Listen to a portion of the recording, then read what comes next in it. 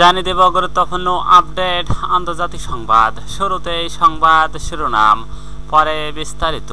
সৌদির জাহাজে করে আনা হচ্ছিল ইসরায়েলি অস্ত্র। এরপর যা থাকছে ভারতকে পাক সেনা প্রধানের পরমাণু যুদ্ধের হুমকি, যা বলল যুক্তরাষ্ট্র।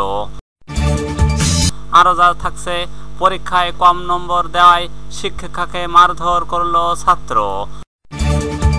সর্বশেষ জানিয়ে দেব ইসরায়েলের শ্রম বাজার দখলে নিচ্ছে ভারতীয়রা। 1.5 বছরে গেছে 20,000। এতক্ষণ শুনছিলেন সংবাদ শিরোনাম, এবার বিস্তারিত। তার আগে অনুরোধ থাকবে আজকের এই ভিডিও সম্পর্কে আপনার মূল্যবান মতামত। ভিডিওটি ভালো লাগলে লাইক, কমেন্ট ও শেয়ার করে সবাইকে দেখার সুযোগ করে দিন।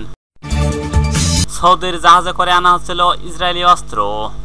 ফিলিস্তিনের গাজায় বারবার গণহত্যা চালাচ্ছে দখলদার ইসরায়েল। কোন মুসলিম দেশ সরাসরি গাজাবাসীর পক্ষে যুদ্ধে না জড়ালেও বিভিন্ন সময়ে জোরালো প্রতিবাদ করছে তারা। শুধু মুসলিম দেশ নয়, অমুসলিম অনেক দেশ থেকেই গাজার পক্ষে জোরালো আওয়াজ তুলেছে।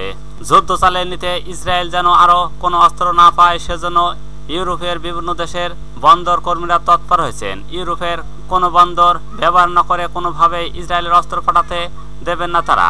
গত 4 জুন ফ্রান্সের ফোর্স ও মার্সের বন্দর কর্মীরা ইসরায়েলের জন্য বন্দরে আনা অস্ত্রের উপকরণ জাহাজে লোড করতে অস্বীকৃতি জানান। এরপর ওই জাহাজে অস্ত্র উপকরণ বোঝাই না করলেই চলে যেতে বাধ্য হন। কিন্তু ইতালির জেনোয়া বন্দরের এবার ঘটল এক অন্যরকম ঘটনা। দখলদার ইসরায়েলের জন্য যুক্তরাষ্ট্র থেকে অস্ত্র নিয়ে আসা সৌদি আরবের একটি জাহাজ আটকে দিয়েছেন বন্দরের কর্মীরা। একটি মুসলিম দেশের জাহাজে আসছে গাজায় গণহত্যার অস্ত্র।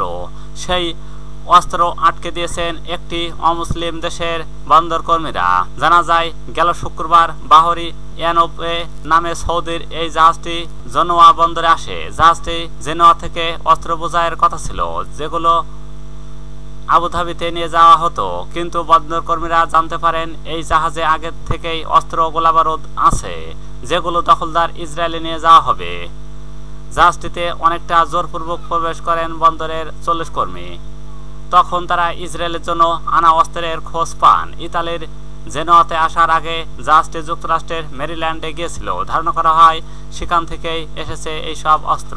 জেনোয়ার অটোনোমাস ও collective of force works and ইউনিয়নের জোসে নিভই বলেন, তারা যুদ্ধের জন্য কাজ করে না। সৌদি জাহাজে এই অস্ত্র চোরাচালান ধরা পড়ার পর অস্ত্র চোরাচালান বন্ধে জেনোয়া বন্দর কর্তৃপক্ষ একটি স্থায়ী পর্যবেক্ষণ দল গঠনের প্রতিশ্রুতি দিয়েছেন। এর আগে 2019 সালে জেনোয়ার বন্দরে কর্মীরা এইভাবে অস্ত্রবাহী একটি জাহাজ আটকে দিয়েছিলেন। একটি মুসলিম দেশের জাহাজে কিভাবে ইসরায়েলের অস্ত্র ওঠে সেটি নিয়ে প্রশ্ন তুলেছেন অনেকেই। তারা বলছেন সৌদির জাহাজের এই অস্ত্র তাদের হতবাক করেছে। ভারতকে পাক সেনা প্রধানের পরমাণু যুদ্ধের হুমকি, যা বলল যুক্তরাষ্ট্র। পাকিস্তানের সেনাপ্রধান আসিম মুনিরের যুক্তরাষ্ট্র সফর ঘিরে ব্যাপক আলোচনার মধ্যে ভারতের সঙ্গে সম্পর্ক নিয়ে অবস্থান স্পষ্ট করেছে ওয়াশিংটন। যুক্তরাষ্ট্রের সম্পর্ক ভারত পাকিস্তান উভয় দেশের সঙ্গেই অপরিবর্তিত, এমনটাই জানিয়েছেন যুক্তরাষ্ট্রের পররাষ্ট্র দপ্তর তথা স্টেট ডিপার্টমেন্ট। গতকাল মঙ্গলবার 12 আগস্ট স্টেট ডিপার্টমেন্টের নিয়মিত প্রেস ব্রিফিংয়ে মুখপাত্র ট্যামি ব্রুস এই অবস্থান ব্যক্ত করেন। তার বক্তব্য এমন সময় এলো যার কিছুদিন আগে যুক্তরাষ্ট্র অবস্থান করে পাকিস্তান সেনাপ্রধান জানান, ভারত যদি পাকিস্তানে পানির অধিকার অস্বীকার করে তাহলে প্রয়োজনে পারমাণবিক অস্ত্র শুরু করতেই পিছপা হবে না তার দেশ। পরীক্ষায় কম নম্বর দেওয়ায় শিক্ষিকাকে মারধর করল ছাত্র।